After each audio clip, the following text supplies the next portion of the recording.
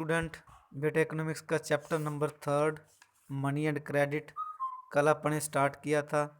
इसकी टर्म्स और very short question कर लिए थे बेटा। आज आप इसके शॉर्ट क्वेश्चन है, शॉर्ट में ही लॉन्ग बने हुए हैं बेटा, तो आप शॉर्ट करेंगे। शॉर्ट के बाद लॉन्ग आप देख लेना, इनमें कोई ज़्यादा डिफरेंस नहीं आएगा, तो इनको ध्यान से समझना है। इन्हीं में से क्वेश्चन बार बार पूछे जाते हैं बेटा। तो सबसे पहले है explain double coincidence of wants with the help of an example. मैंने आपको कल बताया था डबल कोइंसिडेंस ऑफ वांट्स क्या होता है। जब बायर और सेलर दोनों एग्री होते हैं गुड्स को बेचने के लिए और गुड्स को खरीदने के लिए, तो वो होता है डबल कोइंसिडेंस ऑफ वांट्स, कि दोनों तरफ ज़रूरत है। वांट्स का मतलब क्या, दोनों तरफ ज़रूरत है। डबल कोइंसिडेंस कि दोनों तरफ ज़रूरत है, नीड है, किसकी, बायर को भी और सेलर को भी, तो वो था अपना double coincidence of wants. Both parties the buyer and the seller have to agree to sell and buy each other commodities. Take the case of a shoe manufacturer. Shoe manufacturer की बात करें, he wants to sell shoe in the market and buy wheat. तो वो क्या है, जो शू maker है वो मार्केट के अंदर क्या है, अपने शूज को बेचना चाहता है और क्या है, वीट को खरीदना चाहता है। तो shoe manufacturer will first exchange shoe that he has produce for money and then exchange the money for wheat. तो वो क्या करेगा, पहले वो पैसे लेगा, पैसे से फिर वो वीट खरीदेगा। तो ऐसा नहीं कि वो सीधा ही, imagine how much more difficult it would be if the shoe manufacturer had to directly exchange shoe for wheat without the use of money। तो वो ये इन्होंने एग्जाम्पल दे रखा है कि वो पहले क्या करेगा, मार्केट में जूते बेचेगा, बेच के पैसा खरीद देगा, पैसा आएगा उसके पास, फिर वो वीट खरीद देगा। अगर वो कहता कि कितना डिफिकल्ट है कि वो सीधा शू के बदले वीट को खरीद लेता। He would have to look for a wheat growing farmer who not only wants to sell wheat but also wants to buy the shoes in exchange। तो वो ऐसा देखेगा, किसान को देखेगा कि जिसको जूतों की ज़रूरत हो और उसको अपने वीट को बेचने की ज़रूरत हो। तो that is both this is both the parties have to agree to sell and buy each other commodity. इस तरीके से क्या है कि उसको वीट मिल जाएंगे और उसको शूज मिल जाएंगे। तो ये अपना क्या है, डबल कोइंसिडेंस ऑफ वांट है। ठीक है। Analyse the role of money as a medium of exchange. तो मनी का क्या रोल है बेटा, ये तो था डबल कोइंसिडेंस ऑफ वांट्स। अब मनी का क्या रोल है मीडियम ऑफ एक्सचेंज, वस्तुओं को अदला बदली करने के अंदर। आपको पता है मनी अपनी क्या है, करेंसी है, जिसके द्वारा आप किसी भी गुड्स और सर्विस को आसानी से खरीद सकते हैं। तो बेटा ये है मनी के द्वारा क्या है, ये मनी अपना इम्पोर्टेंट रोल फंक्शन प्ले करती है, रोल प्ले करती है किसी भी चीज़ को एक्सचेंज करने के अंदर। और ये intermediary for the goods and services. ये क्या है, इंटरमीडिएट गुड्स। मैंने आपको बताया था इंटरमीडिएट गुड्स कौन सी होती हैं, तो ये भी बिचौले का रोल करती है। बिचौले का मतलब क्या है, किसी भी चीज़ को खरीदना है तो अपने को इंटरमीडिएट, ये बीच का काम करती है बेटा। किसी भी चीज़ को खरीदने के लिए, किसी भी सर्विस को खरीदने के लिए, अपने मत सपोज करो कोई सर्विस खरीदनी है, कोई टीचर अपॉइंट करना है या ट्यूशन लेनी है, तो आप क्या करेंगे, उसको मनी देंगे।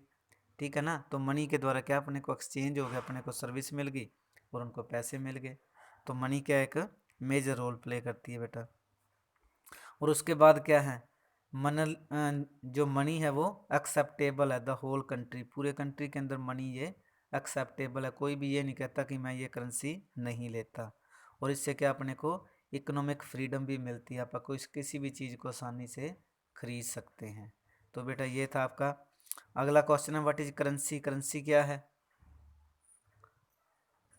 आपको पता है करेंसी क्या होती है, unit of exchange facilitating the transfer of goods and services. तो क्या है, यूनिट ऑफ एक्सचेंज है, एक्सचेंज करने की एक यूनिट है करेंसी, अपने को फैसिलिटी प्रोवाइड करती है गुड्स और सर्विस को एक्सचेंज करने के अंदर। जैसे पैसा अपने पास मनी है, मनी क्या अपने पास करेंसी है, उसके द्वारा आप किसी भी चीज़ को आसानी से खरीद सकते हैं, किसी भी चीज़ को आसानी से बेच सकते हैं, क्योंकि जो करेंसी है acceptable for the whole country, पूरी कंट्री के लिए वो एक्सेप्टेबल है। तो इसकी क्या फीचर्स क्या हैं? It is authorised by the government of the country, Bharat सरकार ने इसको ऑथोराइज किया हुआ है। दूसरा क्या है? It's demand and supply can be controlled by the central bank of the country, इसकी जो डिमांड और सप्लाई है वो आपको पता है कि central bank of the country RBI bank है वो करता है। In India the law legalise the use of rupee as a medium of payment that can not be refuse in setting transaction in India. आपको पता है कि जो रुपया अपनी करेंसी है उसके पूरे इंडिया के अंदर कोई भी इसको रिफ्यूज नहीं कर सकता। तो state 3 characteristics of money, money की 3 विशेषताएं। बेटा ऊपर जो करेंसी की है वही लगा लो, इसकी जो आपने पहले रोल ऑफ मनी पढ़ा है सेकंड क्वेश्चन वही है। Money has eliminated the problem of double coincident of wants, money ने जो डबल कोइंसिडेंट ऑफ वांट्स है उसको एलिमिनेट कर दिया, उसको ख़त्म कर दिया है प्रॉब्लम को। Money acts as a medium of exchange, money क्या है? मीडियम ऑफ एक्सचेंज बन गई है, वो किसी भी काम को करने के अंदर पैसे की ज़रूरत है तो पैसा मनी है।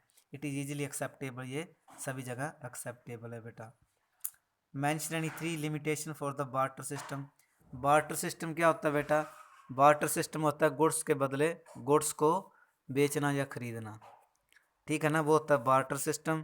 तो इसके अंदर बायर और सेलर होते हैं बेटा, वो गुड्स का ही एक्सचेंज करते हैं, उसके अंदर मनी का कोई रोल नहीं होता, वो होता है barter system. Two people with different type of needs and goods must be there to satisfy each other's needs, दो लोग हैं वो डिफरेंट टाइप ऑफ उनकी नीड्स है और गुड्स हैं उनके पास, वो क्या करती हैं? एक दूसरे की नीड को पूरा करती हैं, सेटिस्फाई करती हैं। There are many products which can not be divided, कई प्रोडक्ट हैं जिनको आप डिवाइड नहीं कर सकते, एक गुड्स के बदले दूसरी गुड्स नहीं ले सकते। Valuation of goods is very difficult, goods की वैल्यू को आंकना बहुत मुश्किल है। Barter system is time consuming, ये बहुत ज़्यादा टाइम कंज्यूमिंग है। तो ये सारे पता होना चाहिए बार्टर सिस्टम क्या है और इसके क्या लिमिटेशन है।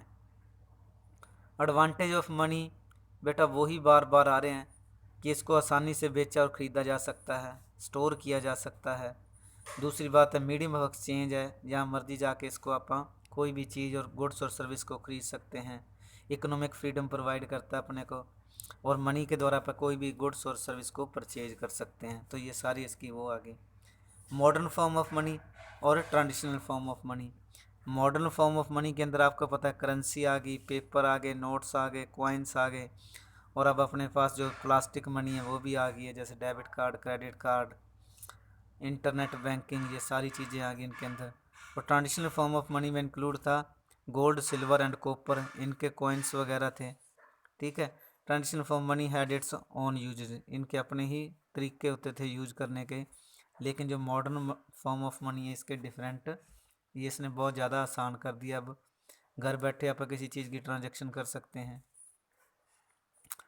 तो what is included in the modern form of money explain. तो मॉडर्न में आपको पता है करेंसी आ गई अपने पास, पेपर नोट्स है, कॉइन है, और demand deposit for commercial banks, अपने पास डिमांड डिपॉजिट आ गई है। बैंकों के अंदर क्या है कि आप यहाँ बैठे किसी भी खाते के अंदर पैसे जमा करवा सकते हैं और चेक वगैरह लगा के उसको विदड्रॉ भी कर सकते हैं। तो ये सारी चीज़ें इसके अंदर आ जाती हैं बेटा। क्रेडिट में भी यूजफुल और मे put the creditor into A debt trap explain. Loan लेना बेटा यूजफुल भी है और कई बार इससे आप कर्जे के अंदर दब जाते हैं, वर्णन करना है आपने। Credit is working capital which is required for production, credit क्या होता है? प्रोडक्शन के लिए रिक्वायर्ड होता है, प्रोडक्शन के लिए ज़रूरी होता है। The credit helps the farmer to meet the ongoing expenses of production, आपको पता है कि आप आड़ती के पास जाते हैं तो उससे क्या है उधार ले लेते हैं, और जब फसल आती है तो फिर आप उसको वापस कर देते हैं। तो ये क्या है अपना क्रेडिट है बेटा। और उसके बाद क्या है द फेलर ऑफ क्रॉप, कई बार क्या है फसल नहीं होती तो बोरर क्या होता है जो उधार लेता है वो क्या होता है वो पूरे अपनी पेमेंट नहीं कर पाता, जिससे वो क्या है डेट के अंदर आ जाता है, कर्जे के अंदर आ जाता है, फिर उसको लोन लेना पड़ता है। ये रिस्क के ऊपर भी है बेटा, रिस्क आ जाता है कई बार, रिस्क से कई बार तो उसको प्रॉफिट हो जाता है और कई बार लॉस भी हो जाता है। तो ये सारा इसका क्रेडिट के बारे में लिख देना है। ये फिर वही क्वेश्चन आ गया, the rupees widely accepted as a medium of exchange explain. आपको पता है रुपया क्या अपनी करेंसी है, करेंसी को आप गवर्नमेंट के द्वारा ऑथोराइज किया गया है, इसके द्वारा आसानी से आप गुड्स को परचेज कर सकते हैं, बेच सकते हैं, और इसकी जो वैल्यू उसको मेजर कर सकते हैं। तो ये सारा इसके अंदर लिख सकते हैं आप। What are the advantage of depositing money in the banks. Bank के अंदर जो पैसा जमा करवाते हैं उसके क्या फ़ायदे हैं बेटा। सेफ रहता है ये, जब ज़रूरत हो तभी अपने को मिल जाता है बेटा। और इसके द्वारा क्या आप पेमेंट है जो चेक के द्वारा कर सकते हैं, डेबिट कार्ड क्रेडिट कार्ड के द्वारा कर सकते हैं। ठीक है, ये सारी चीज़ें आप इसके अंदर लिख दोगे। चेक क्या आपको पता है, paper instructing the bank. Cheque क्या है, एक पेपर होता है जो बैंक को इंस्ट्रक्ट करता है कि जो किसी के खाते में से जिसका नाम चेक के ऊपर लिखा है उसके खाते में से पैसे निकाल सकता है और जमा कर सकता है। तो ये बेटा चेक होता है। ट्रांजैक्शन का सेफेस्ट मोड है, इसको आसानी से ले जाया जा सकता है मनी के बजाय। What are demand deposit, what are their advantage. Sorry demand deposit क्या होता है बेटा, the deposits in the bank accounts which can be withdrawn on demand are known as demand draft. कि अपने पैसे जमा करा रखे हैं और जब चाहे अपने को निकालने चाहे निकाल सकते, तो अपना होता है demand deposit. People an interest on the demand deposit. अपने जो सेविंग अकाउंट होता है बेटा वो अपना डिमांड डिपॉजिट है, आप जब चाहे उसमें से पैसे जमा करवा दें, निकाल सकते हैं, उसके अपने को इंटरेस्ट मिलता है। The depositor can make the payment through a cheque. इसके अंदर क्या है, जो डिपॉजिटर है, सपोज करो कि मेरा खाता है तो मैं उसमें चेक के द्वारा भी पेमेंट कर सकता हूँ। वह demand deposit considered as money. इसको मनी के रूप में क्यों करते हैं बेटा, क्योंकि आप इसकी आसानी से पेमेंट कर सकते हैं, आसानी से बैंक में से पैसे निकाल सकते हैं, तो ये सारा इजी हो जाता है। Demand deposit are the deposit which can be encashed by the account holder any time. किसी टाइम भी आप उनको कैश के अंदर ट्रांसफ़र कर सकते हैं, कैश ले सकते हैं अपना। They can be use as medium of exchange. आप इसके द्वारा क्या मीडियम ऑफ एक्सचेंज कर सकते हैं किसी भी गुड्स और सर्विस का। दे आर ईजिली एक्सेप्टेबल, ये भी सभी जगह एक्सेप्टेबल है। The help in setting payment without the use of cash. तो ये क्या है, पेमेंट है विदाउट यूजिंग, कैश नहीं करना पड़ता, सीधी अपनी ट्रांजैक्शन हो जाती है बेटा। कोलेट्रल क्या है बेटा, ये इंपॉर्टेंट है। कोलेट्रल क्या होता है, कोलेट्रल होता है अपनी सिक्योरिटी।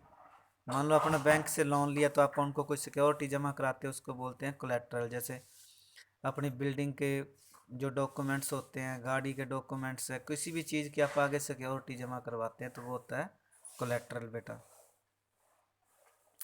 और RBI plays a crucial role in controlling the formal sector loans explain. आपको पता है कि आरबीआई जो अपना लोन है दो प्रकार के होते हैं, फॉर्मल और इनफॉर्मल। फॉर्मल जो होता है वो अंडर कंट्रोल ऑफ गवर्नमेंट होता है, और जो इनफॉर्मल होता है बेटा वो मनी लेंडर होता है, जो रिलेटिव होते हैं, फ्रेंड्स होते हैं, उनसे आप लेते हैं।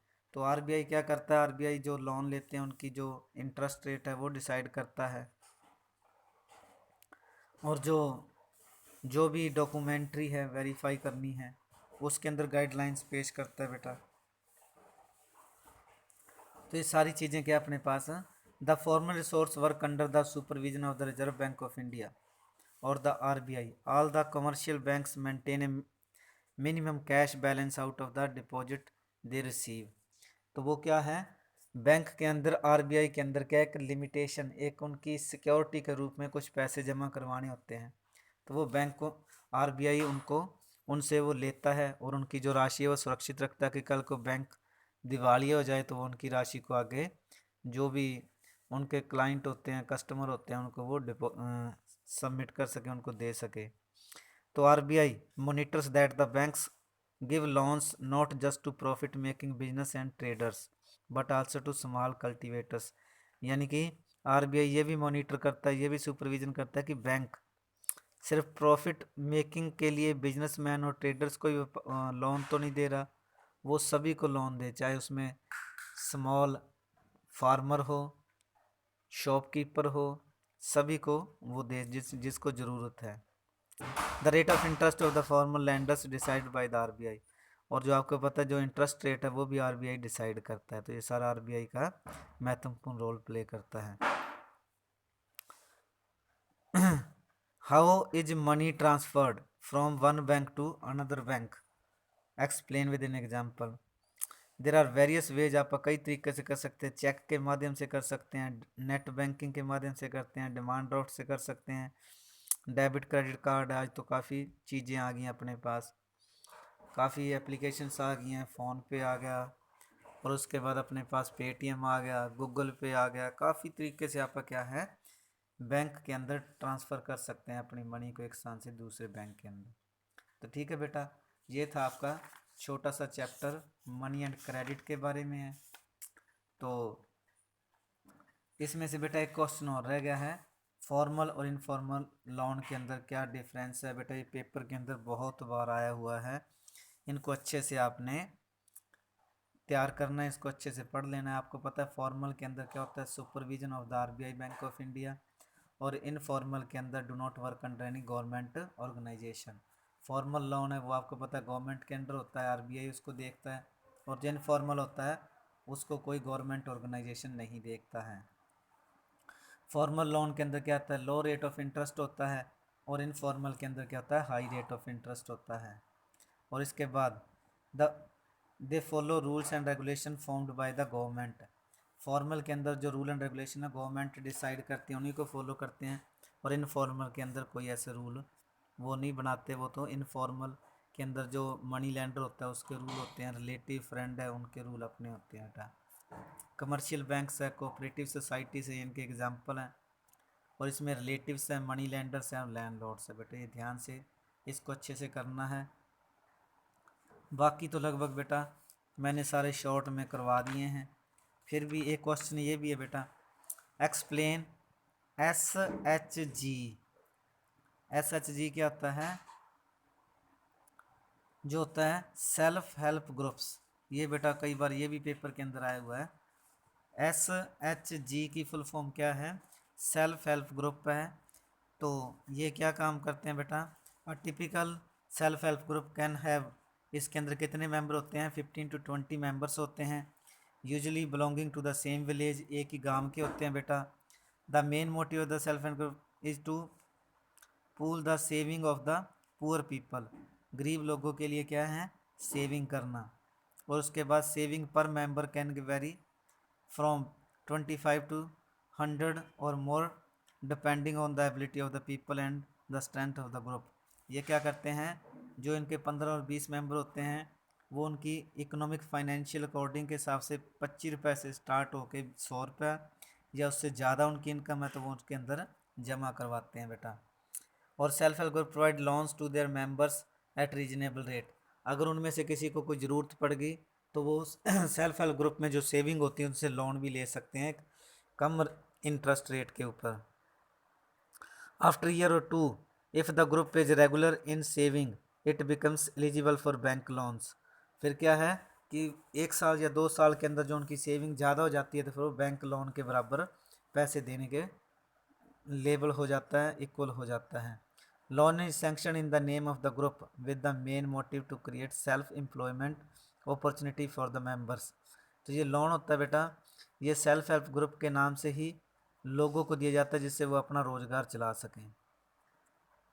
और उसके बाद in the recent years many commercial and cooperative banks have provided loans to the self help group for leasing mortgage land for meeting working capital needs.